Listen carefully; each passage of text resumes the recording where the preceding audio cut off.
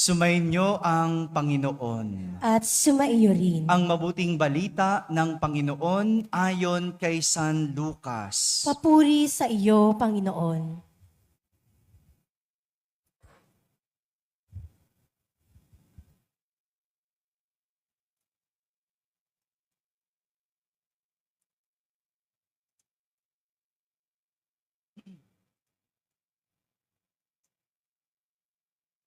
Noong panahong iyon, umalis si Jesus sa Jordan, puspos ng Espiritu Santo.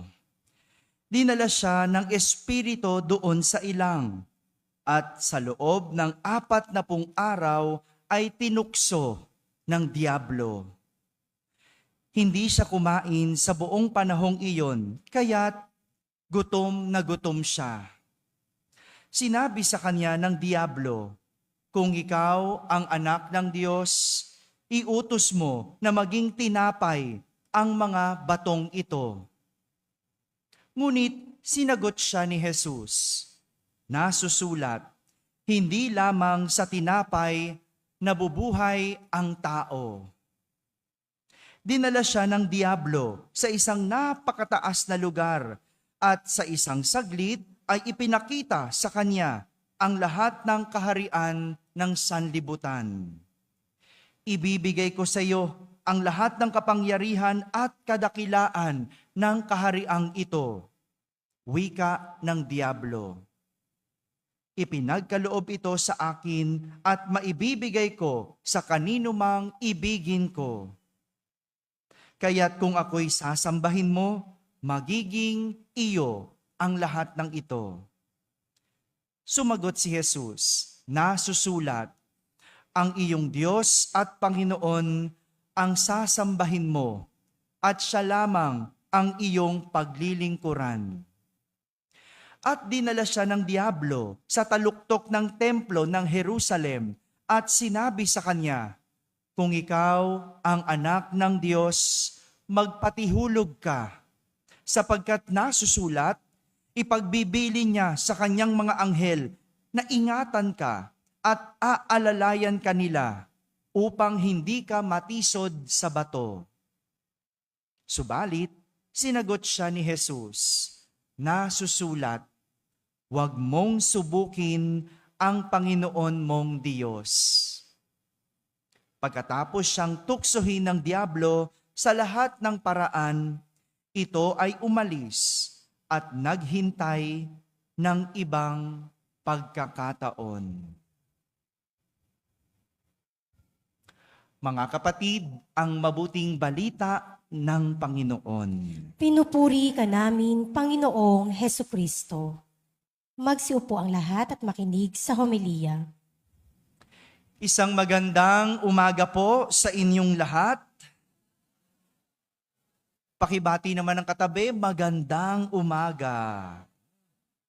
Magandang umaga rin sa lahat ng mga nasa barangay na nakakapakinig ng ating banal na misa, sa lahat ng mga nasa tahanan na nagsisimba via online, sa lahat ng nasa abroad. Sang magandang araw po sa inyong lahat. Kasama kayo sa aming banal na pagdiriwang dito sa ating parokya. Pinagpalang linggo po sa inyong lahat. Unang linggo ng Kwaresma. Unang linggo. At nais kong simulan ang ating pagninilay sa isang kwento. No? Di ba? Madalas naman ako magkwento. No? Pero kakaiba ang kwento ko ngayon kasi ang kwento ko ay true to life story. No? Totoong nangyari. No, yung mga minsan kwento ko, gawa-gawa ko lang po yun. Mga kalokohan ko lang yun. Yung elepante, mga ganyan, no? Gawa-gawa ko lang yun. Ngayon, true to life story. At itong kwento ko, nangyari nung ako po ay na-assign pa sa Quiapo Church. Doon sa Quiapo Church, palitan kaming mga pare na nagpapakumpisal at nagmimisa sa city jail.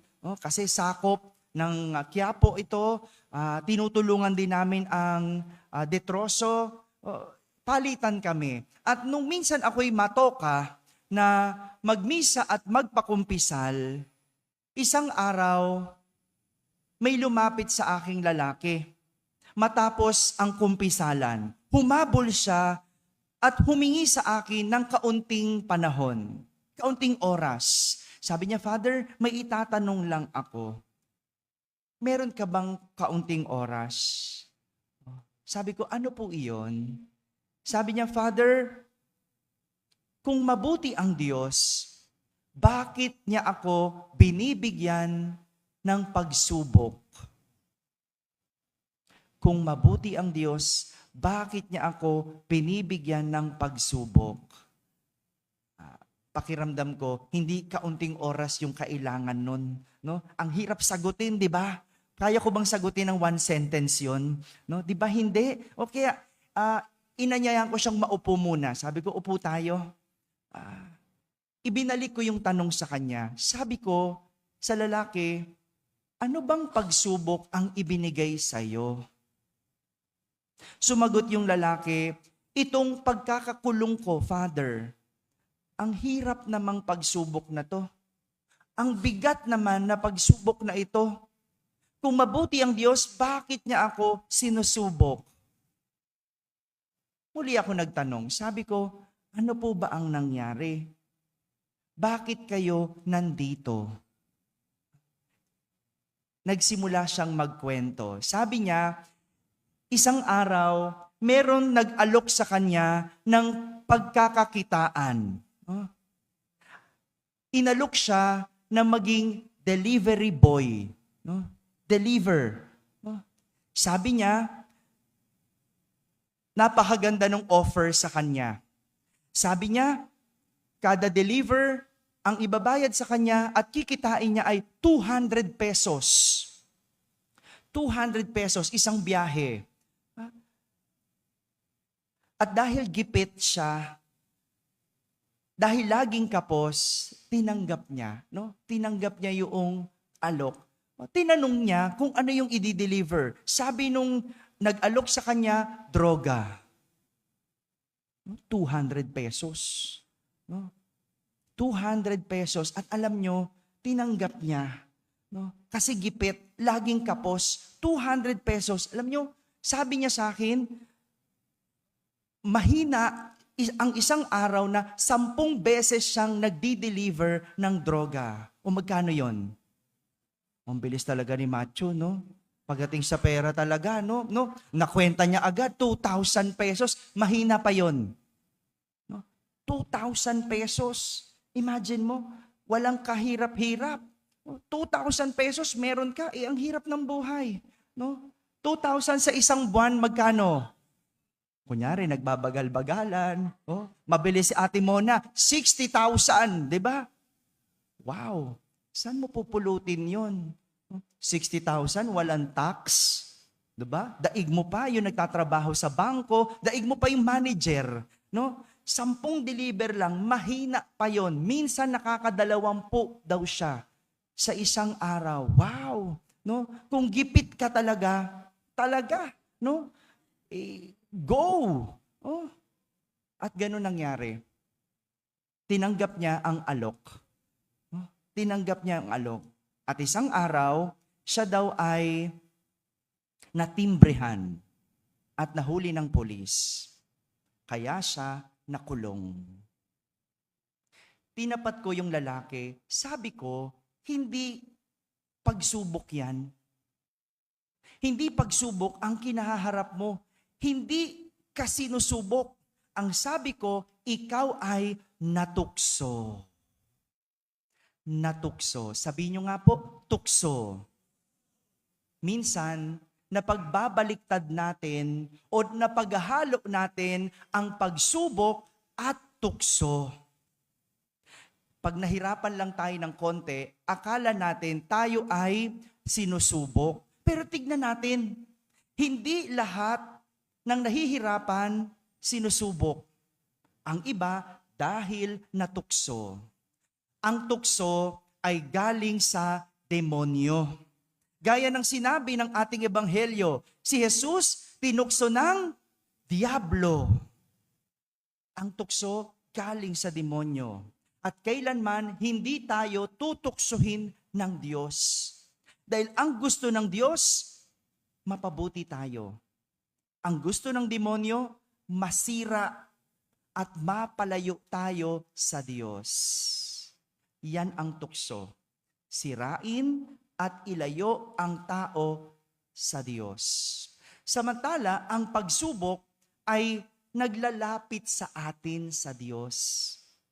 Hindi intensyon ng pagsubok na sirain o mapalayo tayo sa Diyos. Dahil ang pagsubok, gagawin tayong matibay at malapit sa Diyos. Mga kapatid, ito ang nangyari kay Jesus sa ating ebanghelyo. Siya ay tinukso. Sabi niyo nga po, tukso. Yan, pakitingnan yung katabi ninyo. No. Tulog ang tawag dyan, no? Tulog. Natutukso na siyang matulog. Sarap ng panahon eh, di ba? No? Ang ganda-ganda, makulimlim, ika nga, bed weather, no? Tinutukso ka na, no? Matulog ka.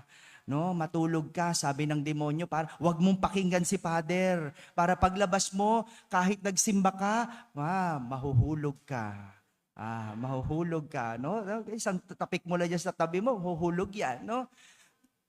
Pakinggan nyo muna ito, no? Mayroong 3 bagay ang ginamit ng demonyo para tuksuhin si Jesus. At magandang tignan kung ito bang 3 ito ay akin ding tukso. Una, si Jesus ay tinukso sa gamit ang kagutuman. Sabi niyo nga po, kagutuman. Alam ng demonyo na gutom si Jesus. Bakit siya'y gutom? Yes, 40 days siyang nag-aayuno. Imagine mo yon?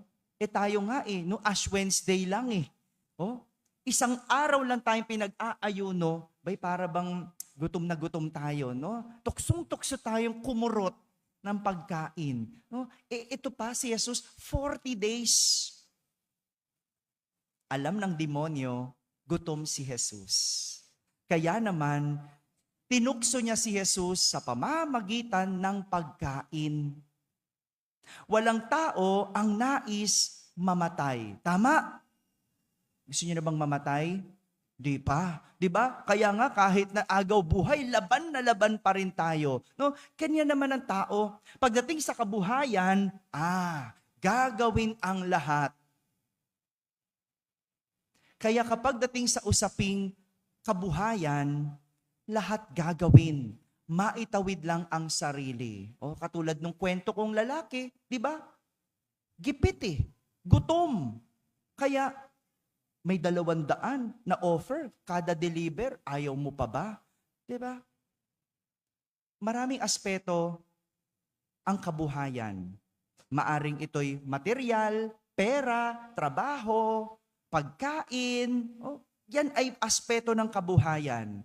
Pero malinaw kay Jesus ang sinabi ng kasulatan, hindi lang sa pagkain nabubuhay ang tao, kundi sa salita ng Diyos. Tingnan nyo, kung alam ito nung lalaki na nakulong, di ba? Hindi lang naman sa pagkain nabubuhay ang tao. Oo, makakakain ka ngayon. Oo, may 2,000 ka. Pero tignan mo, nasan ka? Kaya talaga, iba ang nagsisimba. Iba ang nagdadasal. Iba ang may gabay ng Diyos. Si Jesus, tinukso gamit ang kagutuman. Pero nilabanan niya ito gamit ang salita ng Diyos. Pangalawa, si Jesus tinukso gamit ang kayamanan. Sabihin niyo nga po, ano po yung una? Pangalawa, dahil kilala ng demonyo, si Jesus, alam niya siya ay ordinaryong tao. Siya ba'y prominente? Hindi. Kanino siyang anak? Jose at Maria. Anong trabaho ni Jose? Anak ng karpintero. Ordinaryong tao. Kaya inakala ng demonyo na ito ang kahinaan ni Jesus. Mahirap Ordinaryo. Kaya tinukso gamit ang kayamanan. Sadya naman, marami ang nahuhulog pagdating sa kayamanan. Tama? Kahinaan mo ba to? Hello. Wag na tayong magpaka-ipokrito. Di ba? Pagdating sa pera talaga, no? Kasi pakiramdam natin, pera ang sagot sa lahat ng problema. Tama ba? Kaya nga merong iba, ang init ng ulo pag walang pera. Kaya pag may pera, ang saya. No? Kaya ang tawag, therapy. 'Di ba? Basta may pera, gamot. Therapy, no? Therapy, no? 'Yun ang tingin natin, pera ang sagot sa lahat ng problema at kahirapan. Ngunit ang hindi natin nauunawaan, kapag ito ay galing sa kasamaan, ito ay nagiging ating kasiraan. Ulitin ko po, ang pera, kapag galing sa kasamaan, ito'y ating nagiging kasiraan. Si Jesus tinukso gamit ang kayamanan. Ngunit hindi siya nagpatukso. Hindi siya nagpasira. Dahil alam niya, ito'y galing sa kasamaan. Pangatlo, si Jesus ay tinukso gamit ang kapangyarihan. Sabihin niyo nga po, ano po yung pangalawa? Una nga kagutuman. Pangatlo, kapangyarihan. No, nililito ko lang kayo para magising po kayo. Malapit na akong matapos, huwag ka mag-alala po. No? Hindi maikakaila na marami ang naghahangad ng kapangyarihan. Tama ba? Tingnan mo, eleksyon na, di ba? Ang daming naghahangad ng kapangyarihan. Kaya nga may mga hindi makabitaw sa pwesto. Hindi na dahil sa kayamanan, ang yayaman ng mga yan. Kala nyo, milyon-milyon na ang tinanggap niyan. Kinita niyan. Pero, ba't hindi makaalis sa pwesto? Kapangyarihan. Dahil kapag ang isang tao may kapangyarihan, lahat nakukuha. Lahat nagagawa nila. Kaya nga, pati ang magpatihulog, gagawin. Ginagamit ng demonyo para lang matukso. Diba? Ilan ang natukso dahil sa kapangyarihan? Kahit kasamaan, gagawin. Kahit pandaraya, gagawin. Kahit pumatay ng tao, gagawin. Para sa kapangyarihan. Alam mo, magaling ang demonyo. Si Jesus, tuwing tinutukso, ginagamit niya salita ng Diyos. Sa pagkakataong ito, ginamit ng demonyo ang salita ng Diyos para tuksuhin si Jesus. Diba sabi niya, ayon sa kasulatan, magpatihulog ka. Hindi ka pababayaan ng Diyos. Hindi ka ililigtas ka ng anghel. Tamo yung demonyo, no? Galing, no? Biblical din ang demonyo, no? Pero anong sabi ni Jesus? Huwag mong subukin ang Panginoon mong Diyos. Yan ang sabi ng kasulatan. Si Jesus tinukso gamit ang kapangyarihan. Mga kapatid, lahat ng tatlong ito, kahinaan ng tao. Kahinaan mo rin ba ito? Kahit ako. Yes. Kahinaan natin ito. Ngunit ipinapakita ni Jesus na kung gagamitin ang Diyos bilang lakas, kaya nating pagtagumpayan anumang tukso ang dumaan. Pero kung kahinaan ang paiiralin, sigurado ang tukso ay mananalo.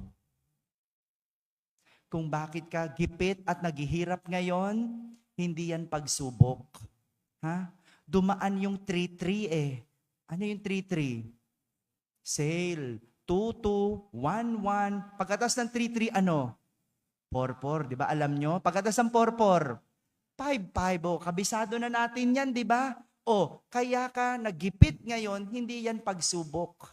Ikaw ay natukso. No? Check out ka ng check out. No? Madaling araw pa lang, nakikipag-unahan ka pa. Ngayon, gipit. Yung mga kabataan, Pag hindi kayo nag-aral, hirap ang kinabukasan. No? Mahirap ang kinabukasan.